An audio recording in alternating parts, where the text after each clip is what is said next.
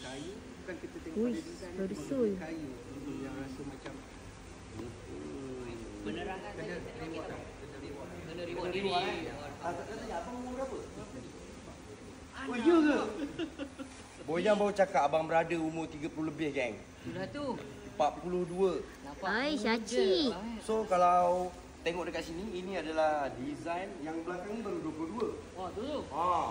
Ini dah 38,000. Sudah tu. Beza tak abang tengok bang dengan ni belakang ni murah sikit. Beza Betul beza. Tadi kita dah pusing satu gudang, bos. Dah tengok banyak kategori semua, tapi abang ni terbeliak punya mata tengok yang ni. Ya. Yang abang tengok pula tu bukan dekat showroom. Sudah tu. Yang dekat gudang. Yang terselit acik kata kat ujung-ujung. Alhamdulillah. So apa bang, terima kasih. Tahniah. Alhamdulillah. Okey. Lupa nak tanya abang siapa nama? Abang tadi? Oi. Ai. Sama Kepala dah abang.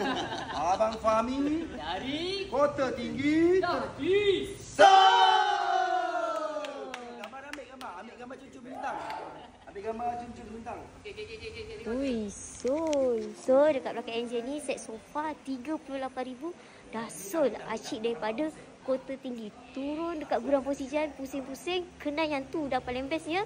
Itu ada yang specialnya, itu first launching produk Posijan dan akhirnya dah sold dekat acik-acik Kota Tinggi.